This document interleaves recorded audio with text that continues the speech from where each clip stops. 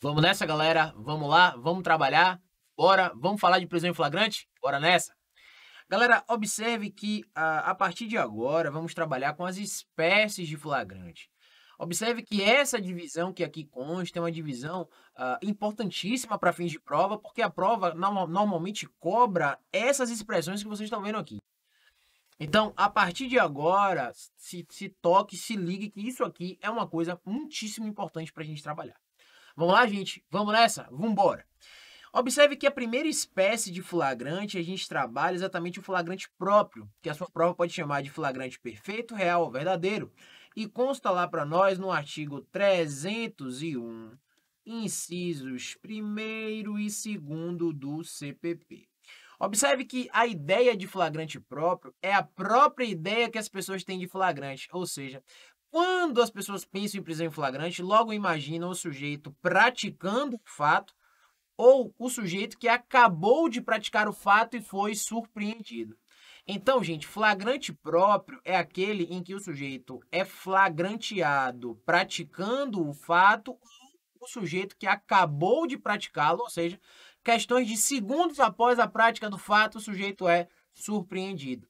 Por isso que se chama isso de flagrante próprio. Beleza? A segunda hipótese é o chamado flagrante impróprio, que a sua prova pode chamar de imperfeito, irreal ou quase flagrante. Observe que o flagrante impróprio está lá no artigo 301, inciso 3º do CPP, e pressupõe o indivíduo que é perseguido logo após a prática delituosa e após a perseguição é preso em flagrante. Então, a ideia do flagrante impróprio pressupõe perseguição. O indivíduo é perseguido, seja por autoridade policial, seja por populares, e após a perseguição é preso em flagrante. A partir daí, existem algumas coisas que precisam ser ditas. Primeira, gente, lembre-se que essa perseguição ela deve ser contínua e ininterrupta. Observe que não é possível se falar em flagrante impróprio quando a autoridade policial não encontra o indivíduo, inicia buscas no dia seguinte e assim o encontram. Não, isso não é flagrante impróprio. Flagrante impróprio pressupõe verdadeira perseguição. Observe que quando eu falo autoridade policial, não é necessário que seja o mesmo agente, mas que exista a inequívoca perseguição contínua. Então, Levi, é possível que o indivíduo seja preso em flagrante num prazo superior a 24 horas? Claro, desde que exista perseguição contínua. Então, o indivíduo pratica um fato na segunda. É possível que ele seja preso na quinta? Sim, desde que essa perseguição seja contínua e ao fim dessa perseguição exista a prisão em flagrante do sujeito. Beleza? Guarde essa informação.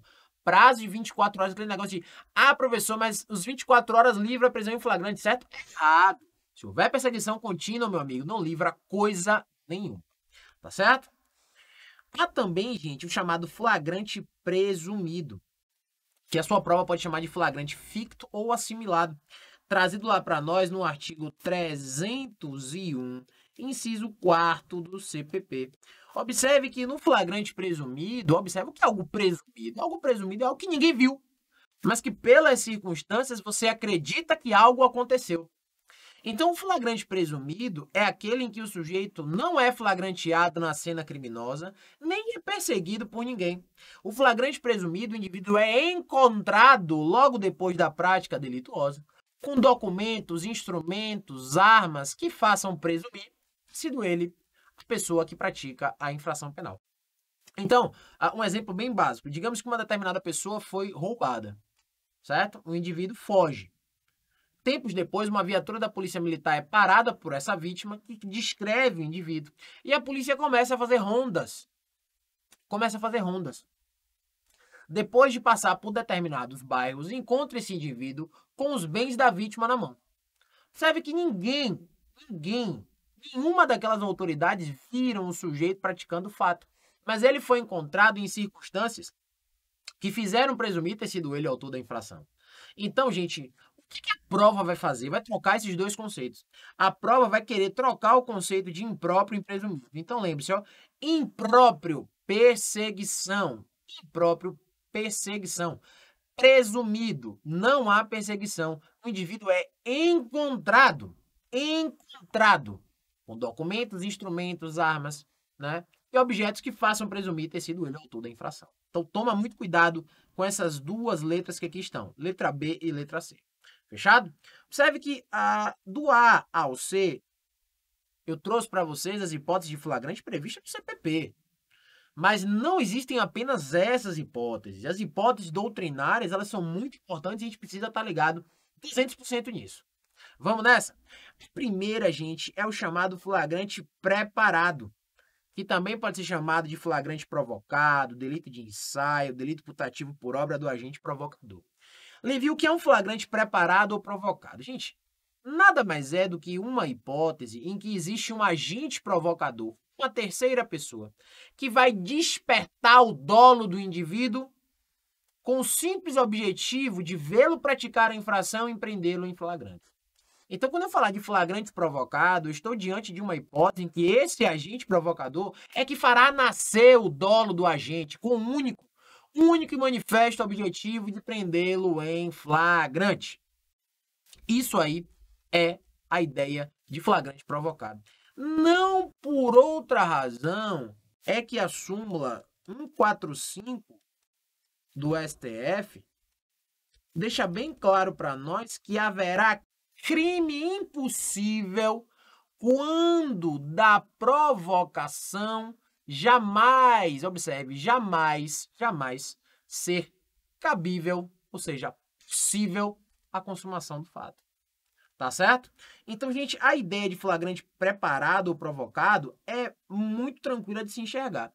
Agora, observe que o pacote anticrime acrescentou o inciso 4º ao parágrafo 1º do artigo 33 da Lei de Drogas, crime de tráfico de drogas, trazendo como uma figura equiparada aquela em que o indivíduo vende ou entrega drogas a um agente disfarçado. Nós não podemos confundir agente provocador com agente disfarçado. O agente provocador, ele atua na ilicitude, despertando o dolo daquele que pratica o fato. Então, o flagrante provocado, gente, ele é ilícito. Agora, o agente disfarçado é aquele que não provoca o dolo do indivíduo. Não provoca o dolo. O indivíduo já está com o dolo de praticar e tão somente encontra naquela pessoa que não sabia que era um agente policial disfarçado uma possível vítima ou um possível cliente, como se trata de tráfico de drogas. Então, assim, um exemplo de um agente disfarçado. Dentro de uma determinada festa, um agente policial se mistura dentro com as demais pessoas, né? E o indivíduo vem de lá e oferece essa droga, né? Oferece a venda dessa droga a esta pessoa sem saber que ele é um agente policial. Aí existe o crime? Sem dúvidas. Entretanto, uma outra discussão que é muito interessante, gente, dentro dessa mesma ótica é a seguinte. Levi, se eu tenho um agente policial que chega até uma outra pessoa que ele desconfia ser traficante e pede que esta pessoa venda uma droga. Esse indivíduo vende essa droga. Podemos aí falar então de flagrante provocado ou preparado? Vamos lá por partes. Galera, observe que o artigo 33 da Lei de Drogas conta com 18 verbos, ou seja, 18 tipos penais. Então não é só vender. É vender, empregar à venda, importar, exportar, trazer consigo, ter em depósito, transportar. Então, muito cuidado, porque quando nós falamos nisso, a gente não pode pensar de um modo absoluto. Então, Levi, a conduta de vender, propriamente dito, nós teríamos aí uma hipótese de flagrante provocado? Sim, mas a gente tem que observar se esse sujeito já trazia consigo. A gente tem que observar se esse sujeito já transportava. E a gente tem que observar se esse sujeito já tinha em depósito essa droga. Porque em que pese não ser possível a configuração do crime de tráfico de drogas pela conduta de vender, já foi possível a configuração pela conduta de trazer consigo, de transportar ou de ter em depósito. Então, gente, muito cuidado com isso, pelo amor de Deus, que isso cai em prova e cai que é uma beleza. Então, qual é o raciocínio que você deve fechar, Levi? Simples. Se o indivíduo que foi provocado já trazia a droga consigo, já estava transportando droga ou tinha droga em depósito, em que pese não ser possível a configuração do tráfico de drogas pela provocação da venda, é possível a configuração pelos demais verbos. Isso cai em prova, gente. Então, tome nota desse raciocínio, beleza? E não se esqueça, qualquer dúvida, a gente está sempre à disposição. Tanto aqui pelo De Olho na Questão, como pelo meu Instagram, vai lá, @LeviMoscovitz. Beleza? É esse o ponto que eu quero trazer para você sobre o flagrante provocado. Tá certo? Primeira coisa. Tomou nota? Vamos para a segunda. Falamos ainda, gente, do chamado flagrante forjado. Essa é outra modalidade ilícita de flagrante, tal qual o flagrante provocado. Só que essa ainda é mais grotesca. Porque no flagrante forjado, o indivíduo cria uma cena criminosa com o simples objetivo de prender em flagrante. Então, neste aqui, sequer ação criminosa ou vontade criminosa existe da parte do indivíduo.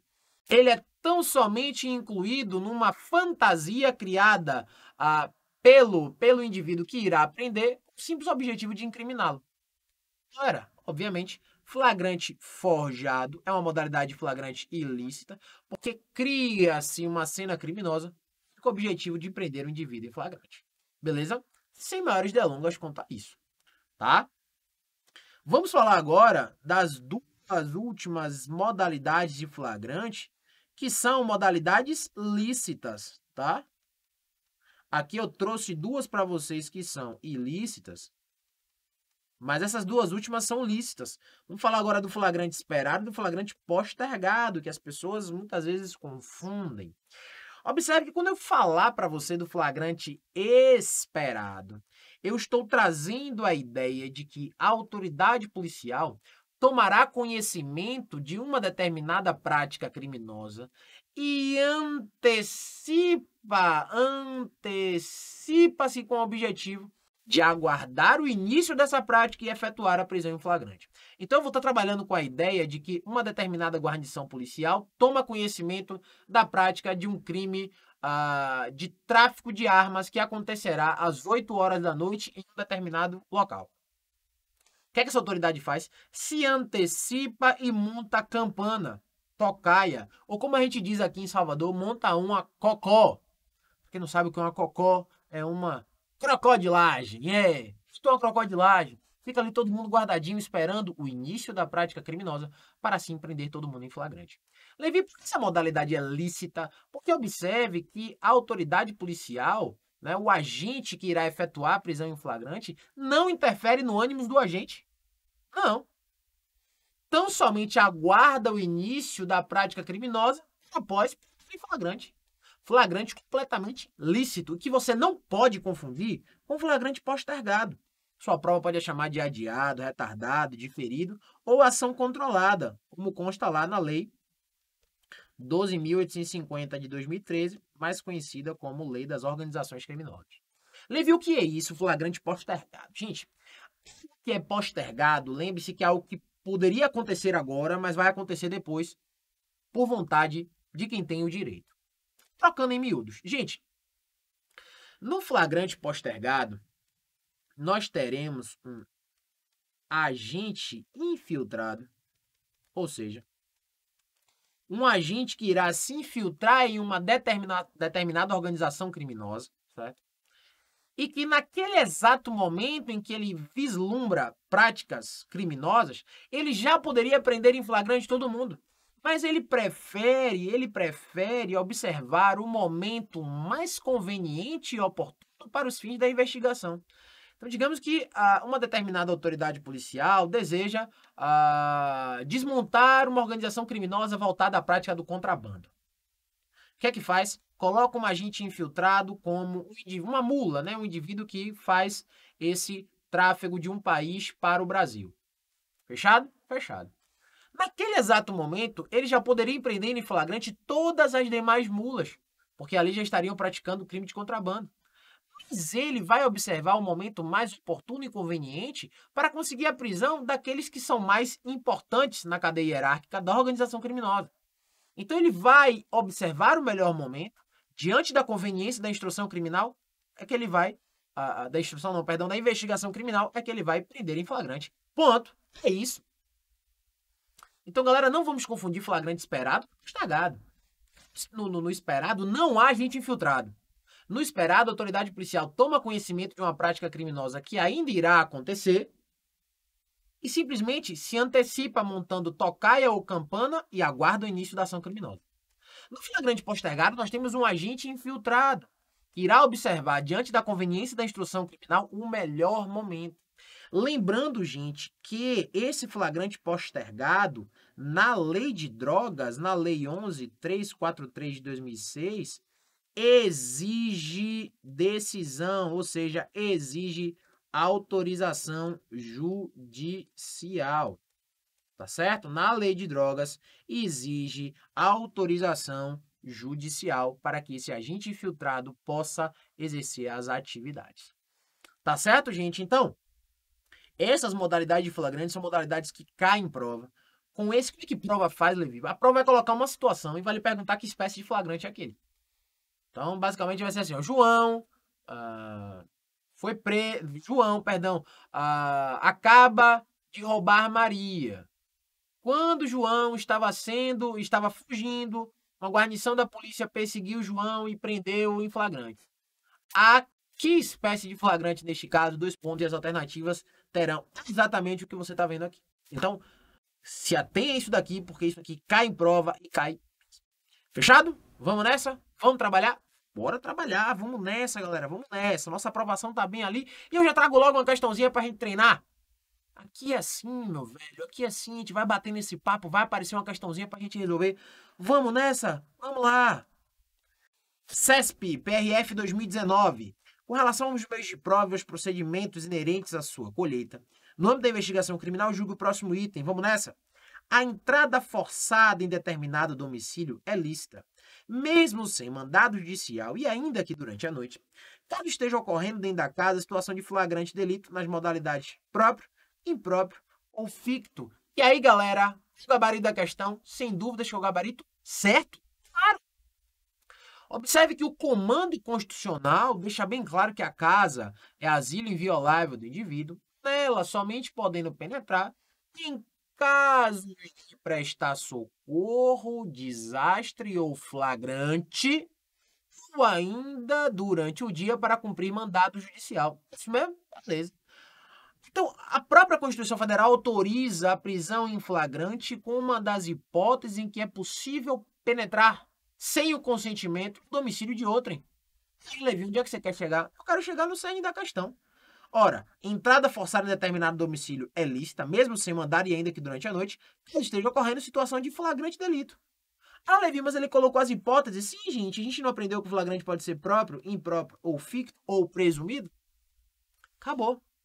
Gabarito da questão certo, galera. Beleza? Questão bem de boa, assim, pra gente conseguir enxergar como existe aquele, adorei essa palavra, crossover dentro do direito, pra você tá ligado e matar a sua questão. Fechado? Vamos nessa? Bora que a gente ainda tem coisa para trabalhar. Vamos lá? Galera, a partir dessa linha de raciocínio, a gente vai estar trabalhando com o procedimento da prisão em flagrante. Gente, pelo seguinte, galera, a gente já conheceu o flagrante, já conheceu o sujeito do flagrante, já conheceu algumas peculiaridades do flagrante, quando é possível, quando não é. Conhecemos também as espécies de flagrante, agora a gente precisa conhecer o procedimento. Autoridade policial prende o indivíduo. A autoridade policial priva a liberdade do indivíduo. E aí, o que é que ela tem que fazer?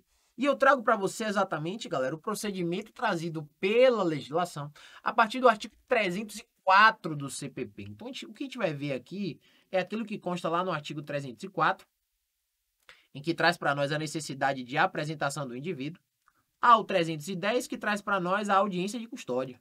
Então, observe que esses artigos trarão para nós todo o procedimento, e é isso aí que a gente tem que estar esperto. Vamos nessa? Vamos acompanhar? A primeira coisa que deve ser feita, obviamente, é apresentar o preso. Aonde? Autoridade policial. Autoridade policial judiciária com competência para lavrar o ato de prisão em flagrante. Levi, me diga um negócio aqui. Observe.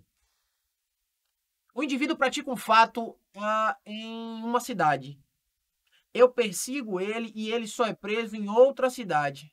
Qual autoridade que eu devo apresentar? A cidade em que ele pratica ou a cidade em que ele é preso? Tome nota, gente. Você sempre apresenta onde o sujeito foi preso. Então, lembre-se que o local da apresentação é o local da prisão. Fechado? obviamente, para fins de competência do processo penal, a investigação e o processo correrá na cidade onde o crime foi praticado. Ok, mas, né, a gente precisa levar em consideração, acima de tudo, que o local da prisão é o local adequado para se apresentar o indivíduo. Então, é sempre bom lembrar, gente, que sob a ótica da teoria do resultado, o local onde se consuma o fato criminoso é o local onde deverá atrair a competência para processo e julgamento como regra. Beleza? Não quero adentrar no tema de competência porque a gente está falando de prisão, mas essa dica é importante para você. Depois disso, gente, iremos proceder à oitiva do condutor. Levi, condutor? O condutor é quem prendeu. Pronto, a palavra é essa. O condutor, gente, é quem efetivamente efetua a prisão em flagrante. Tá certo?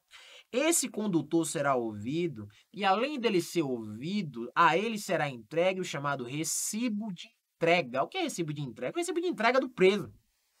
A partir daquele exato momento, o indivíduo se desonera do que pode vir a acontecer com o indivíduo dentro da autoridade policial. Inclusive, é um documento que assegura que o sujeito foi preso e foi entregue à autoridade policial com fins exatamente de dar início ao procedimento da prisão em flagrante, da lavratura do auto de prisão em flagrante. Fechado? Depois, oitiva das testemunhas. Galera, essas testemunhas, elas podem ser presenciais ou instrumentais. E aí vem a pergunta interessante. Levi, eu prendi alguém em flagrante, não existia testemunha. Vai ser possível a lavratura do auto de prisão em flagrante? Vai, meu filho. Sem dúvidas que vai. O grande X da questão é o seguinte: a ausência de testemunhas presenciais não impede a lavratura do auto de prisão em flagrante.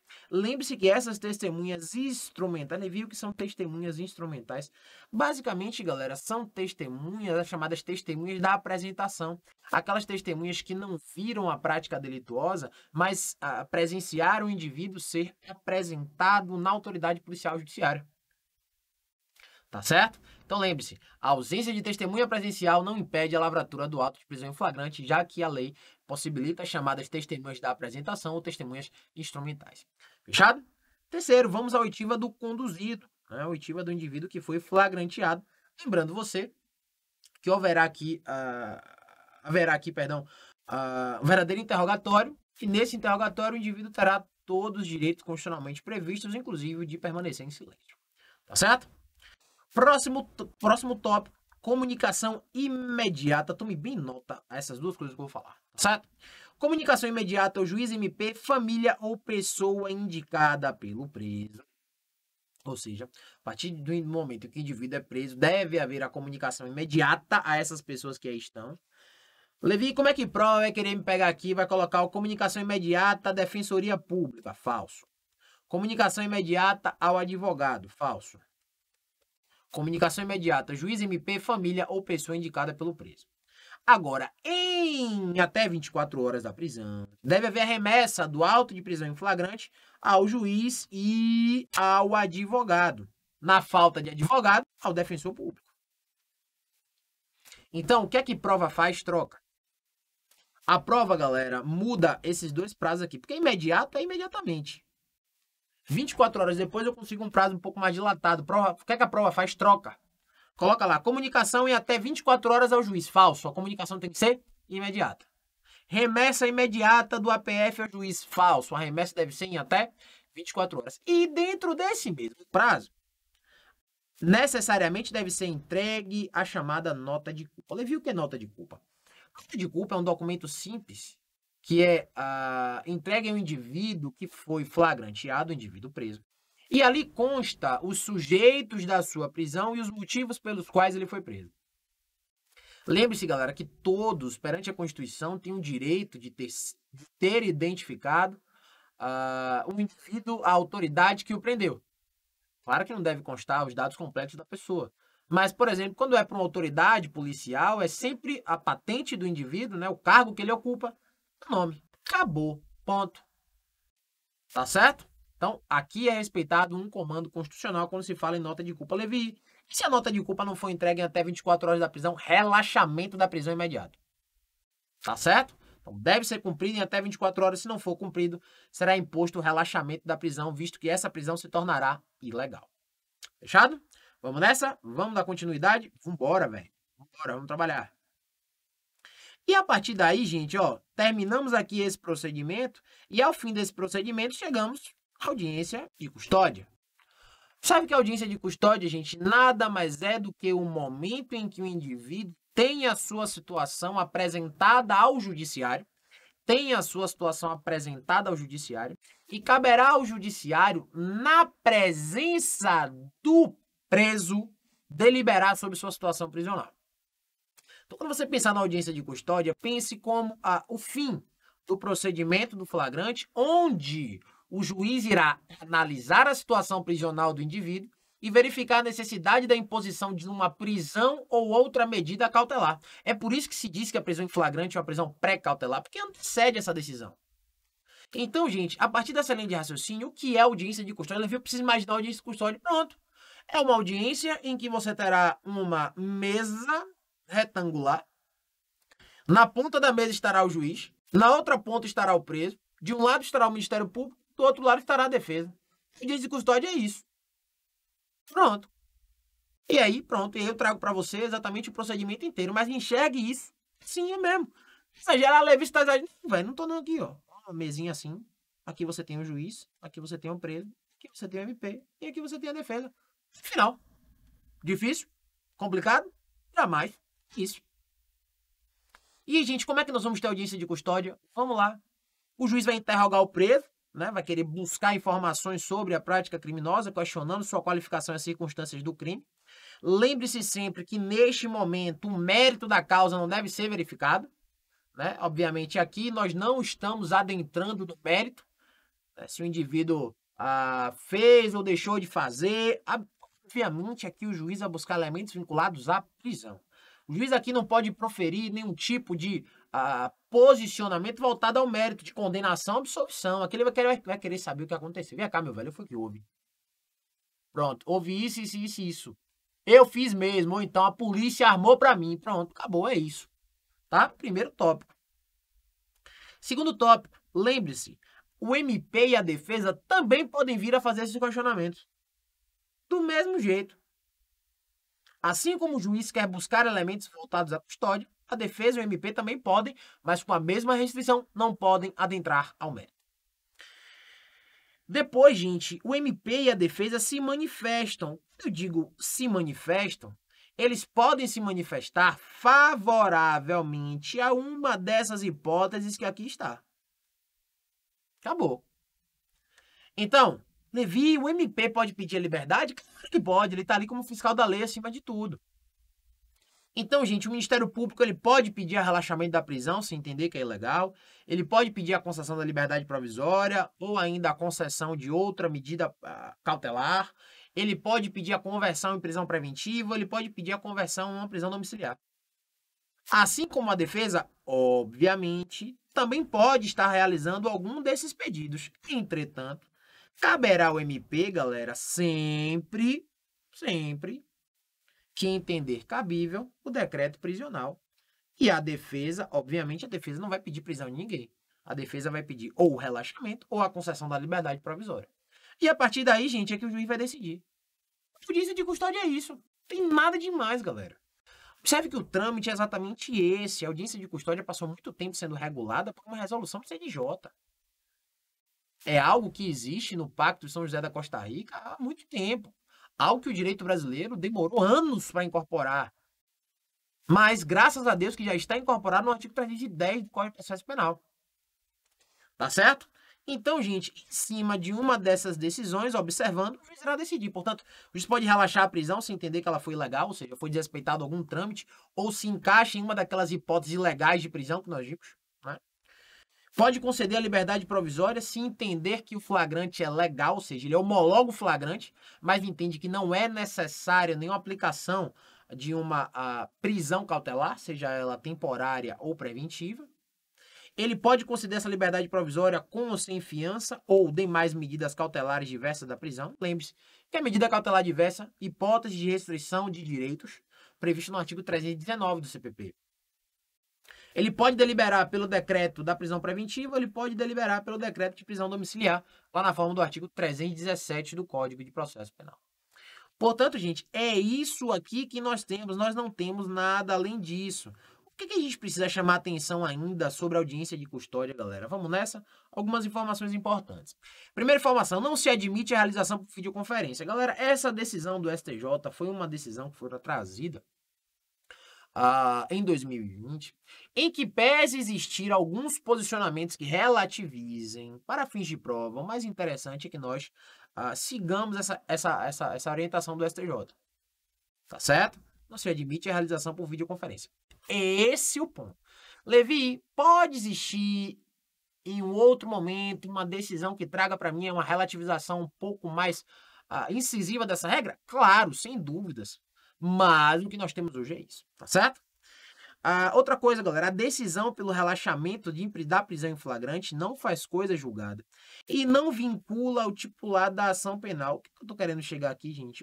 Galera, o fato de relaxar a prisão em flagrante não impede que o indivíduo seja preso por outro fundamento a posteriori. Então, o sujeito teve a prisão em flagrante relaxado. Investigação continua. Se em determinado momento perceber-se que existe elementos para o decreto de uma prisão cautelar, nada impede que isso aconteça. E ainda, quando eu digo que não vincula o titular da ação penal, significa dizer que o fato de existir o relaxamento da prisão não significa dizer que o Ministério Público não tenha que denunciar o indivíduo. Nada a ver. Tá? Houve o relaxamento? Houve, mas se durante as investigações se colher elementos para uma futura ação penal, nada impede que esse acusador promova a ação penal. Tá certo? Lembre-se, gente, deverá ser negada a liberdade provisória para agente reincidente ou que integra a organização criminosa ou porta arma de fogo de uso restrito. Alteração trazida pelo pacote anticrime que eu trago aqui para vocês, tá certo? Então, agente reincidente ou que integra a organização criminosa ou que porta arma de fogo de uso restrito terá negada necessariamente a liberdade provisória. E outra coisa, gente, deverá ser concedida, por outro lado, liberdade provisória àquele que pratica sob manifesta excludente de licitude, entendidas aquelas previstas no artigo 23 do Código Penal. Tá certo, gente? Então, essas são as considerações que nós temos sobre prisão em flagrante, devendo ainda acrescer que a autoridade que sem justa causa não realizar audiência de custódia no prazo de 24 horas, responderá administrativa, civil e penalmente pela omissão. Observe que a audiência de custódia é obrigatoriedade. E se não realizada em 24 horas a audiência sem motivação idônea, ter-se-á por ilegal a prisão em flagrante, sem prejuízo de posterior decreto preventivo. Então, observe que esse prazo de 24 horas, galera, é um prazo que deve ser respeitado sob pena de se tornar ilegal a prisão em flagrante. Beleza, minha galera? Pois é. Encerro esse nosso papo sobre prisão em flagrante. Estamos sempre juntos. Valeu, gente. Um beijo no seu coração. Estamos juntos. Uma aprovação.